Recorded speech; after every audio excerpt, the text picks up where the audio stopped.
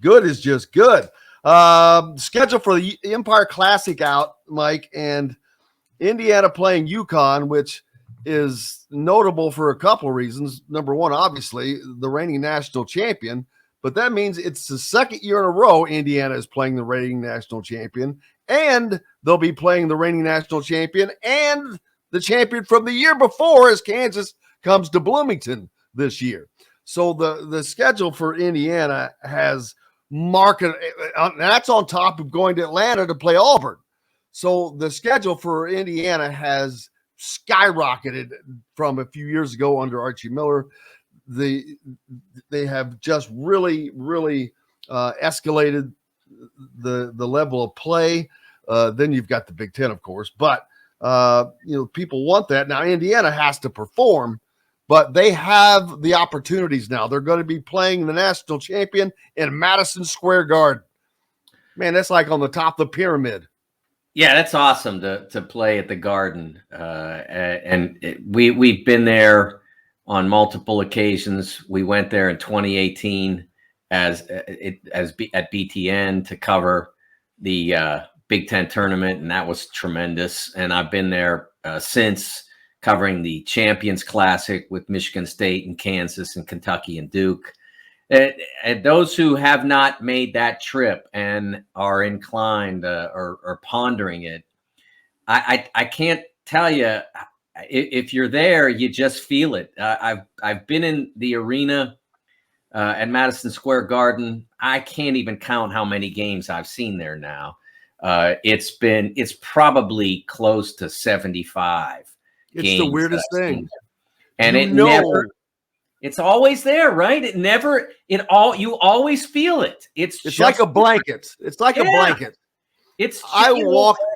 I was fortunate that I did a show from there just up on the mezzanine during the Big Ten, when the Big Ten tournament was there. And there was like nobody there. I'm sure there was maintenance guys somewhere, but I saw no one.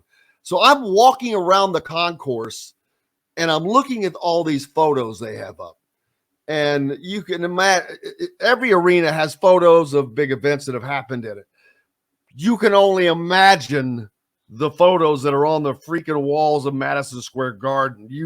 You've got Elvis, you've got presidents, Muhammad Ali, yes, Marilyn Monroe singing to John F. Kennedy. Yes. And I haven't even really gotten to the sporting events that had gone on there. But I mean, my God, when I got to that, I was like, I didn't realize that's where that happened. And luckily our audience, most of them are mature enough to know exactly what I'm talking about when Marilyn Monroe sang Happy Birthday to John Kennedy back in, well, obviously it was in the 60s, but it was just this big event. And I mean, everyone remembers Happy Birthday, Mr. President. But I didn't realize that took place there. But I just stood there. I'm like, oh my God, you're in this place, man, where, boy, so many, all the boxing events, the Muhammad Ali and Joe Frazier and whatever else has happened there. Can you imagine being there in the 70s? Oh my God. But it's the mecca of sports in the world to me. Yeah. I've covered fights there, multiple fights, Mike Tyson, Ray Mancini, I covered there. I covered the Milrose games one year because it was coinciding with the basketball game that I was covering. I don't know if they still do the Milrose games or not. Funny, but they were big back then. I saw Carl Lewis break a world record in the indoor long jump. Right, I was standing right there. I'm like, looks like he went a long way. Yes, he did. No one's ever gone longer on an indoor long jump than Carl Lewis did that night. And I've done NBA games there as well as multitudes of college basketball games. The only sport I haven't seen that they play regularly, I've never been there for a hockey game. So I have to put that on the bucket list and go see it. The Rangers or the Islanders? The Rangers play there, yeah. And I've never gotten the opportunity to go see that. But dude, that's gotta be a trick. Can you imagine a hockey game in New York? My God, those people have to be nuts. So what I'm saying in summation is if you're an IU fan and you're wondering, should I do that? If you have the wherewithal to do that, you should do that. Yes. It's also a great time of the year to be in New York, because Christmas in New York, Christmas time. Now, obviously, that's a good 6 weeks before Christmas, but they get Christmas going as quickly as possible, because it's a very special time to be in the city. And of 30 course, Rock, baby. You got to go down to 30 Rock. Maybe get on the ice rink. Yep. There's just so much. So if you're thinking about it, whether you want to go see the Hoosiers play the defending national champions, you'll be outnumbered. I can tell you that, because Connecticut's very close. It's an easy train ride. And a lot of Huskies fans like to make the trip down and take over Madison Square Garden. They've done it for years. And especially when you're playing well, you're going to travel well. Oh, yeah, absolutely. They enjoyed it. In 2014, when they won the championship, Michigan State played them there. They were a 7 seed, so not necessarily expected to get that far, the Huskies. And they upset a couple of teams, including Villanova, along the way. And then they played Michigan State in the regional final. Michigan State had them, but then UConn put on a desperate press, and the Spartans couldn't break it. And the fact that there were about 12,000 Huskies fans in a 20,000 seat building didn't hurt either. Yeah, they travel well, and like you said, they're literally, it's almost a suburb. Yes. The lower part of Connecticut, almost a suburb, not Stores, I guess, but I don't know how Stores is not that far away. It can't be. Stores is not close to anything, though. Let me tell you, I've made that trip before, and from Hartford, it's about a half an hour, 25 minutes, half an hour, all through the woods. And do they have a subway?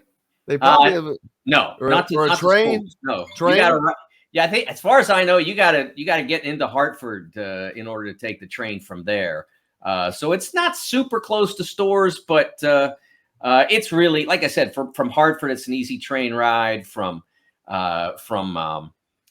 New Haven, Fairfield, all that. It's an easy ride in as well.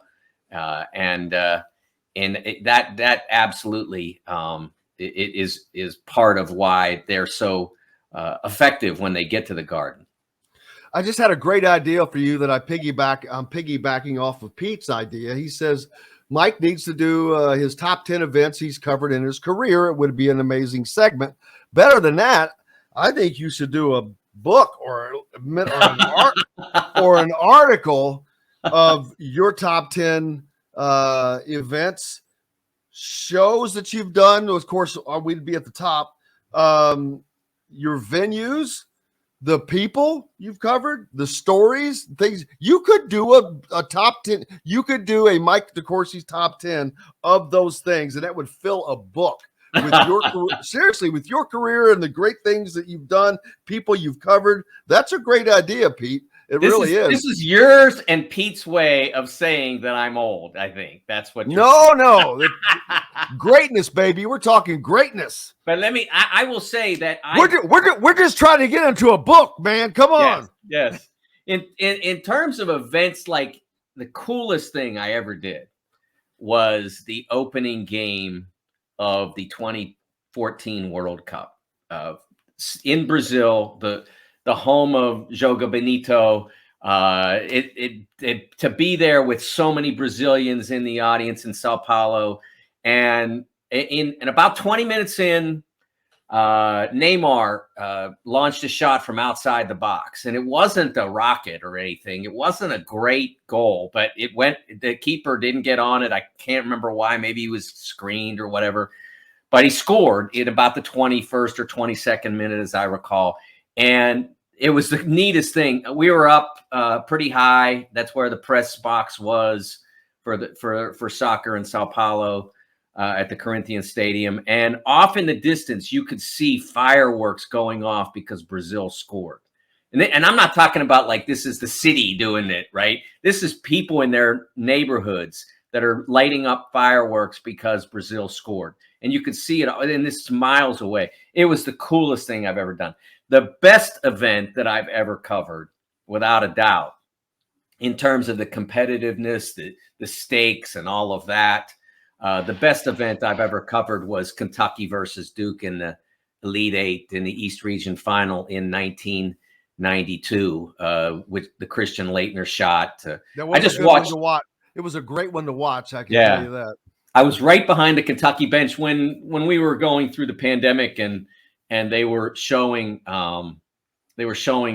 CBS showed reruns of past classics because there weren't any tournament games. They showed the game, and I was watching, and I saw myself behind the Kentucky bench on that night. I froze it with my clicker and took a picture of it and put it on my Facebook page or whatever, showing how, yes, indeed, I am old, because I looked a lot younger than 1992, 31 years ago. But that was the best that I've seen. It never it was just such an amazing game, and I remember I don't remember what I thought when Laettner's shot went in. I think at that point I'm trying to figure out what to say, but I remember when Sean Woods drove the basketball left to right across the top of the key, moved into Christian Laettner and threw a half hook over him, and it banked in.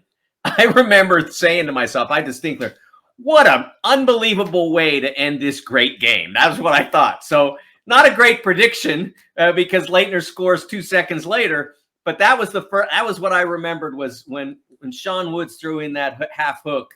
I remember thinking that was a perfect way to end that game because I thought it was over. I didn't think there was gonna be a basket in 2 seconds. Mike Krzyzewski did. That ended up being how I led that story, because Krzyzewski was really affirmative about how confident he was that they had enough time to make something happen. I think for Indiana fans, even though it shouldn't be, the Christian Watford shot, Watt shot is over the Keith Smart shot, which was for a national champ. It shouldn't be. It shouldn't be. I think that it is because it's fresher in the mind. Number one. Number two is because they had been so down. Yes. And it was like the cherry on the top that Indiana, they're back to playing the way they should have played. And Kentucky was number one at the time, I believe.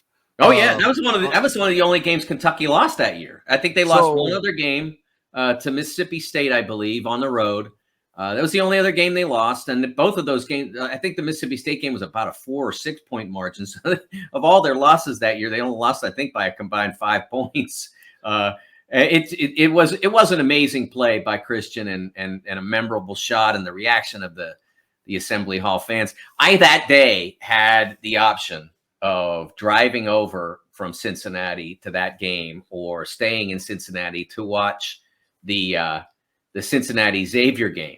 I decided to take the easy route since Xavier was about 25 minutes from my house.